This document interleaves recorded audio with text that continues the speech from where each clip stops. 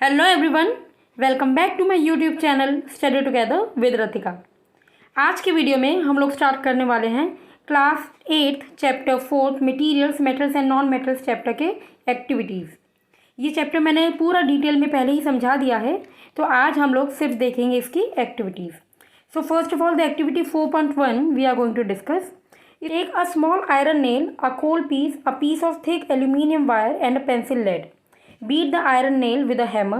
Try to hit hard the aluminium wire also. Okay, so we are supposed to take 4 objects here: iron nail, coal piece, aluminium wire and pencil lead. इन चारों को we will have to hit using a hammer and then we will have to see what will be the result. तो iron nail को जब आप hit करेंगे उसका सिर्फ shape change हो जाएगा, ठीक है। तो here it is written change in shape, flattens और breaks into pieces. So first of all it will flatten, ठीक है, तो इसमें हम लिख देंगे F. Next is coal piece, तो कोल पीस तो एक बार में ही ब्रेक हो जाएगा। Then the next one is aluminium wire, again this is a wire और क्योंकि ये एक मेटल है तो इसमें भी क्या होगा, ये फ्लैट हो जाएगा, ठीक है, it will flatten. Then the last one is pencil lead, it will also break. तो इससे हमको ये समझ में आता है that iron nail and aluminium wire being a metal ये ब्रेक नहीं करेंगे क्योंकि ये बहुत ज़्यादा हार्ड है। That is why when we start hitting them using a hammer तो ये एक पतली सी शीट में चेंज हो जाएंगे, मतलब दे विल फ्लैटन, ठीक है। और इसी प्रॉपर्टी को हम कहते हैं मेलिएबिलिटी, ठीक है। The property of metals by which they can be beaten into thin sheets is called malleability. इसी से हमें पता चलता है that metals are malleable. Activity 4.2, recall how to make an electric circuit to test whether electricity can pass through an object or not.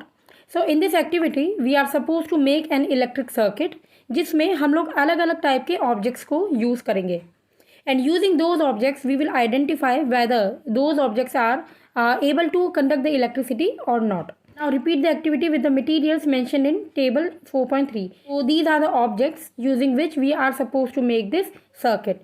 तो सबसे पहले जब हम आयरन रॉड या नेल को यूज़ करेंगे, मतलब आयरन का कोई भी एक ऑब्जेक्ट हम यूज़ करेंगे, तो obviously the electricity will flow because it is a good conductor, ठीक है। तो हम जी लिख देते हैं। सल्फ़र, सल्फ़र एक नॉन मेटल होता है, दैट इज़ वाई ये इलेक्ट्रिसिटी को कंडक्ट नहीं करेगा, तो हम कहेंगे it is a poor conductor. Coal piece, again coal carbon का बना हुआ होता है, that is why it is also a non metal, तो ये भी पुअर कंडक्टर हो जाएगा। The last one is copper wire, copper बहुत ही अच्छा एक मेटल होता है जो कि बहुत अच्छा कंडक्टर होता है इलेक्ट्रिसिटी का, तो इसमें भी हम लिख देंगे जी, ठीक है। तो इनसे हमें समझ में आएगा कि these iron and copper wire are the good conductors because ये है metals, whereas sulphur and coal piece are poor conductors क्योंकि वो है नॉन मेटल्स, ठीक है। Activity 4.3, let us check the nature of rust formed as a result of the reaction between iron, oxygen and water. Collect a spoonful of rust and dissolve it in a very little amount of water. You will find that the result remains suspended in water. Shake the suspension well. Test the solution with red and blue litmus papers. What do you observe? Is the solution acidic or basic? आपको पता है iron object के ऊपर rust लग जाता है, ठीक है, जो कोरोजन हो जाता है उसमें, उसका एक एग्जाम्पल होता है रस्टिंग। क्योंकि जो आयरन के ऑब्जेक्ट्स होते हैं उसको जब ऑक्सीजन एंड मॉइस्चर मिलता है तो उसके ऊपर एक आयरन ऑक्साइड की लेयर चढ़ जाती है, जिसकी वजह से ये आयरन ऑब्जेक्ट पूरी तरीके से डिटीरियोरेट हो जाता है, बेकार हो जाता है, डैमेज्ड हो जाता है, ठीक है। तो अब ये जो आयरन ऑक्साइड की जो लेयर बनी है इसको हमें टेस्ट करना है कि इसका नेचर कैसा है। तो इसमें सबसे पहले क्या करेंगे, वी विल स्क्रैप, यहाँ से हम थोड़ा सा जो आयरन ऑक्साइड है इसकी लेयर को स्क्रैप कर लेंगे, ठीक है, मतलब निकाल लेंगे। Then we will mix it with water, we will try to dissolve it, लेकिन क्योंकि वो सॉलिड है तो वो नीचे बैठ जाएगा वाटर में सस्पेंडेड पार्टिकल की तरह, ठीक है। अब इस वाटर को बहुत देर तक हम लोग अच्छे से शेक करेंगे, तो हम क्या करेंगे, इस वाटर को we will test it using red and blue litmus paper. Litmus paper एक इंडिकेटर होता है, आपको पता ही होगा, क्लास 7th में एसिड्स बेसिस एंड सॉल्ट्स आपने पढ़ा होगा, ठीक है। अच्छा, अब ये जो लिटमस पेपर होगा ये एक होता है रेड, एक होता है ब्लू, ठीक है। तो एक फॉर्मूला होता है इसको लर्न करने का, B. A for acid, B for base. Acids में ब्लू लिटमस रेड में चेंज हो जाता है, वेयर एज बेसिक सॉल्यूशन में रेड लिटमस ब्लू कलर में चेंज हो जाएगा। तो when you will test this solution, this water solution using this red litmus paper, ये जो वाटर हमने लिया था जो कि पहले डिज़ोल्व किया था हमने आयरन ऑक्साइड की थोड़ी सी लेयर, तो ये वाटर क्योंकि बेसिक हो जाता है आयरन ऑक्साइड की लेयर की वजह से, दैट इज़ वाई ये वाटर का सॉल्यूशन भी बेसिक बन चुका है। और बेसिक सॉल्यूशन में red litmus turns into blue in colour. तो इसी से हमें पता चलता है नेचर ऑफ द रस्ट कि वो बेसिक नेचर का होता है। ठीक है, now let's see activity 4.4। Take a small amount of powdered sulphur in a deflagrating spoon and heat it. देखिए डीफ्लैग्रेटिंग स्पून क्या होता है, नॉर्मल स्पून, लेकिन इसके ऊपर यहाँ पे थोड़ी सी बेंडिंग होती है।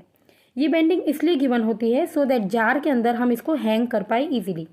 तो हम सबसे पहले क्या करेंगे, एक ग्लास का जार ले लेंगे, ठीक है, और उसके अंदर हम ये डीफ्लैग्रेटिंग स्पून के अंदर थोड़ा सा सल्फर पाउडर रख देंगे and after that we will start heating it. जब ये अच्छे से बर्न होना स्टार्ट कर जाएगा तो इसमें से कुछ फ्यूम्स निकलेंगी, right. Now we will put the lid over it so that इसके फ्यूम्स बाहर ना जाए। ठीक है, मतलब जो गैस प्रोड्यूस हो रही है यहाँ पर एक्चुअली सल्फर जब ऑक्सीजन के साथ रिएक्ट करेगा तो ये बन जाएगा सल्फर डाइऑक्साइड। ठीक है, अब ये जो सल्फर डाइऑक्साइड गैस बन रही है, हम क्या करेंगे, इसमें थोड़ा थोड़ा अमाउंट में वाटर ड्रॉप बाय ड्रॉप हम इसमें ऐड करेंगे। तो हम क्या देखेंगे, यहाँ पर और ज़्यादा फ्यूम्स निकलना स्टार्ट हो जाएगा और वहाँ पर जो सॉल्यूशन बना होगा that will be sulphurous acid, that is H2SO3। ठीक है, अब इस सॉल्यूशन को हम अगर टेस्ट करेंगे किसी भी लिटमस पेपर के साथ, वेदर इट बी रेड और ब्लू, तो हम देखेंगे रेड लिटमस तो रेड ही रहेगा, whereas blue litmus will turn into red in colour. Now why this is so, क्योंकि ये जो एक सॉल्यूशन बना this will be acidic in nature, because this is acidic in nature, that is why ये red colour show करेगा।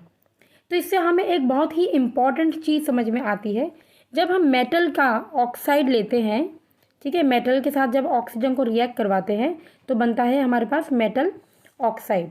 अब इस metal oxide को जब हम रिएक्ट करवाते हैं किसी भी लिटमस पेपर के साथ, मतलब हम उसको चेक करते हैं, तो वो बेसिक नेचर का हमें पता चलता है। वेयर एज जब नॉन मेटल का हम जो ऑक्साइड होता है उसको लेंगे, मतलब नॉन मेटेलिक ऑक्साइड हम लेंगे, तो it will be acidic in nature. ठीक है, तो इससे हमें ये पॉइंट समझ में आते हैं इन दोनों एक्टिविटीज़ से। तो आज के लिए इतनी एक्टिविटीज़ काफ़ी हैं। नेक्स्ट वीडियो में हम लोग डिस्कस करेंगे एक्टिविटी 4.5 से लेके एक्टिविटी 4.8 तक। तब तक के लिए bye bye, take care and thanks for watching.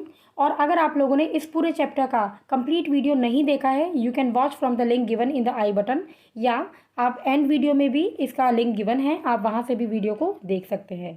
Thank you for watching and stay safe.